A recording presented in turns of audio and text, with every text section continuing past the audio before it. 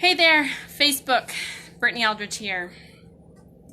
I wanted to come on here to share a little insight with you. Came on here earlier to kind of share some information on the dosha energy. So basically, we have three different dosha energies that we can kind of classify ourselves under. There's a quiz you can take on online. Dosha, D-O-S-H-A. Basically learn what your dosha energy is. I learned mine is Veda. So there's different foods and different teas and different incense you can burn to heighten your Veda energy. So that's the different dosha energies that we have as a spiritual being. So you can find the dosha quiz, that's D-O-S-H-A, the dosha quiz on online. So you take the quiz and it will help you decipher which dosha category that you fall under, so you can then learn the different foods that in the different incense and teas that you can consume to heighten your dosha energy to kind of live a well-balanced life. And so your circadian rhythms and your equilibrium is all balanced out. So you learn about your dosha, and then you can start to kind of heal as a person.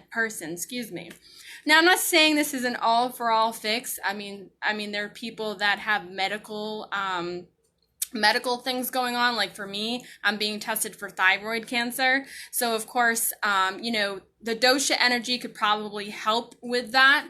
But perhaps, if I had known about these dosha things, perhaps it would have helped me before I got to the level I did with my thyroid, the autoimmune disorder. So I just wanted to share that information with you guys, that all the energy of the universe, your being, your spiritual being, all have an interconnection with each other. So I just wanted to share that with you.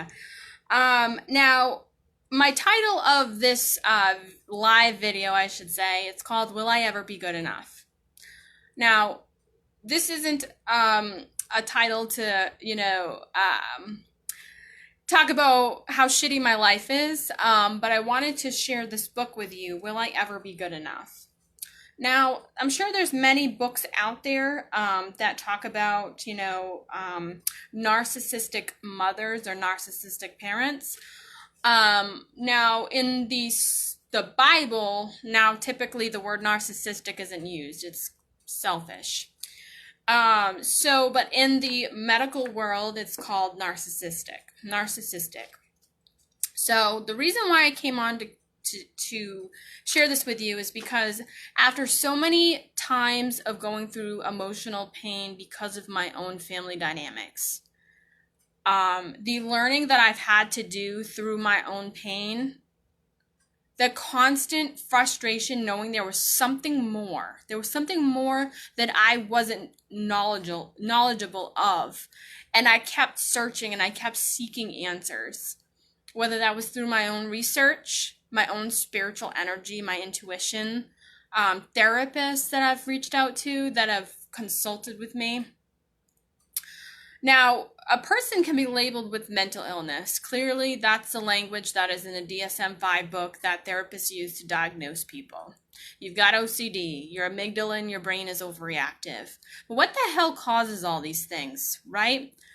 So it can all be genetic, it can be biological, environmental. There's so many different categories to the psychological, medical terms, I should call it.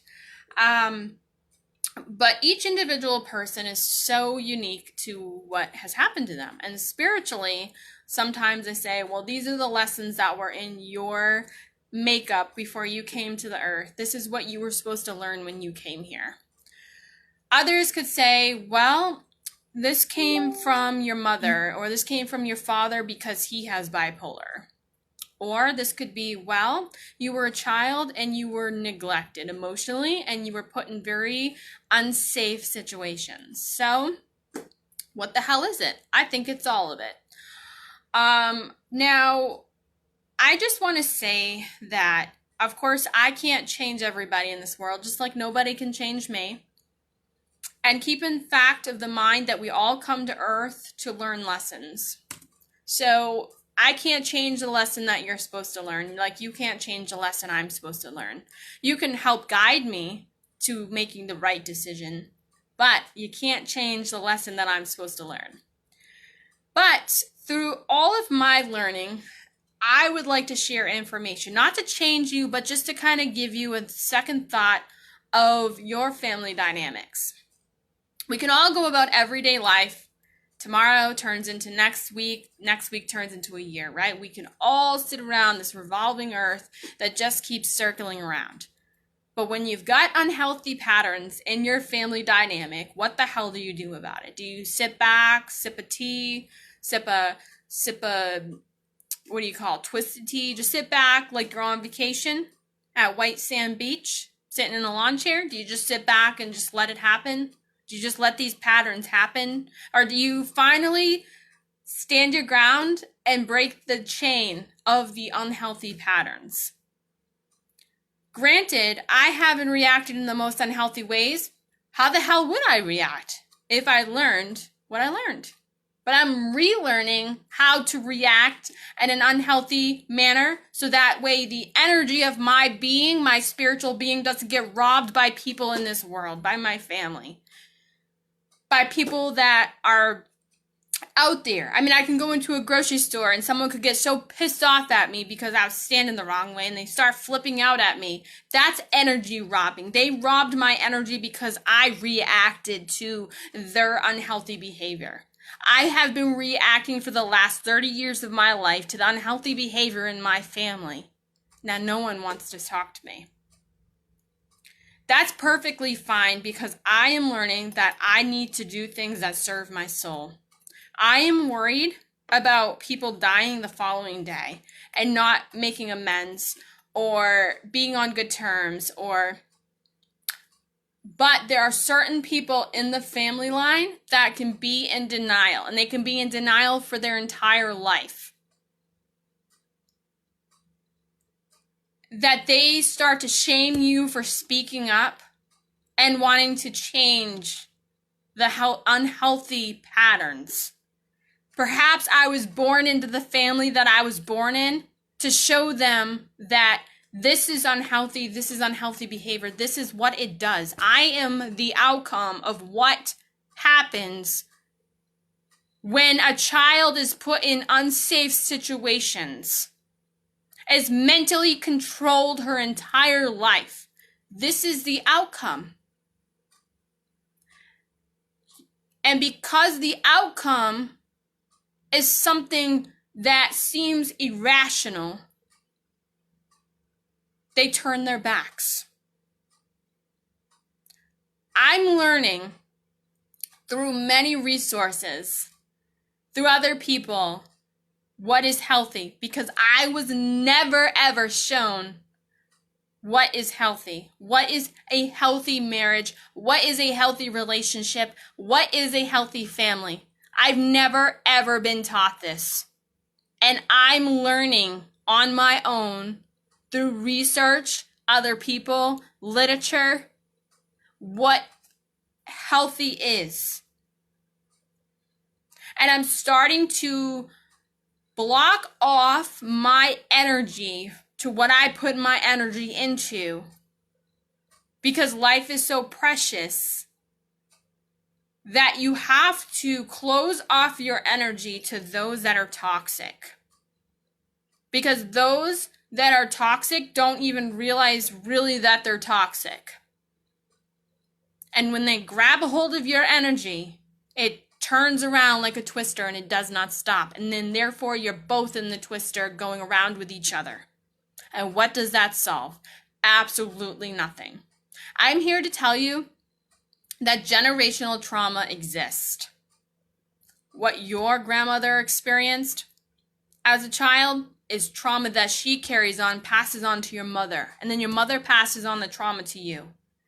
We are born in the womb with already spiritual inflictions.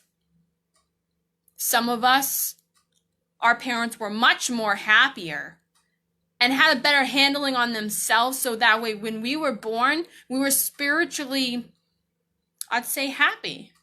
But for those parents that were like, oh my gosh, I just got pregnant, I don't know what the hell to do, how am, all these worries, you become born restless. I was told that I was born restless. I was not a wanted pregnancy. Therefore, I have a soul that was inflicted.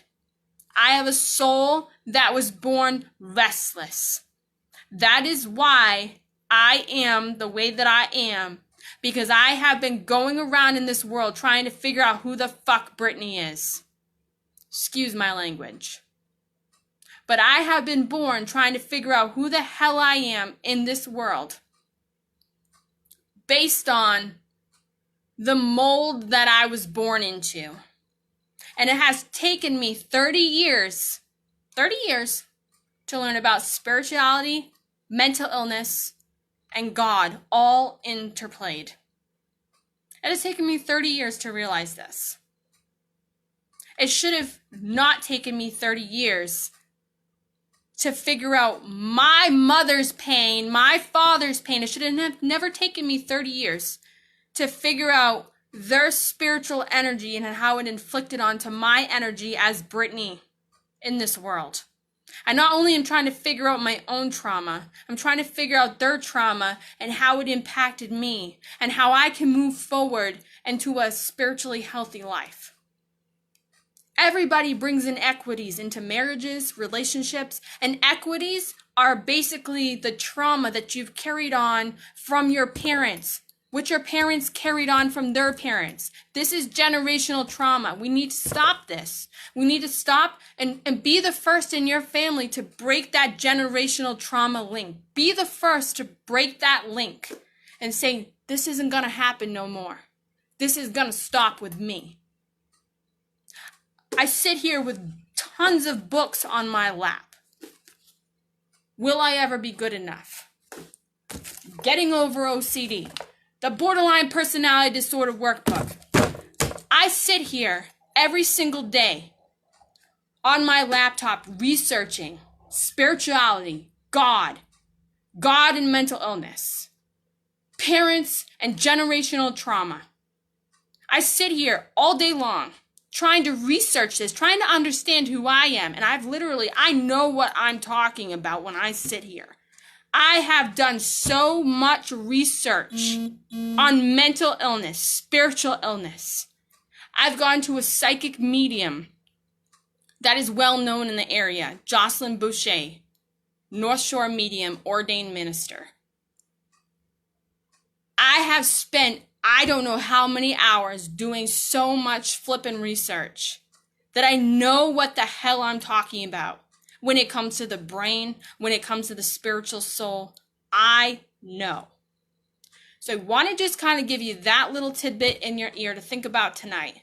And kind of step back and look at your family dynamic and look at the healthy coping mechanisms that maybe you learned as a child and now carry on to an adult. I want you to really just recognize it. So that way when you're having a conflict inside yourself, within a relationship, that you can recognize where it came from and learn how to twist it around to do something different. And also learn to kind of hold your energy captive, hold your heart captive. Because when you become a vulnerable person, which I'm not shaming vulnerability, because right now I'm being vulnerable with you, but I'm holding my energy captive with it so nobody can run away with it. Because then that's when lash outs happen, because you feel like you're unjustified or you're invalidated, or someone isn't listening to you. You're constantly defending yourself. You're seeking out validation because you know something's right, and then their validation invalidates you. I've been invalidated for the 30 years of my life. I've been told I'm wrong. I shouldn't feel like this. I should be grateful because somebody else has it better than I. All invalidation tactics. So I want you to step back. Like I said, listen to what I've said tonight. And if anything resonates with you and you want to consult with me to talk about it further, If you have questions, I'd be happy to sit and talk with you.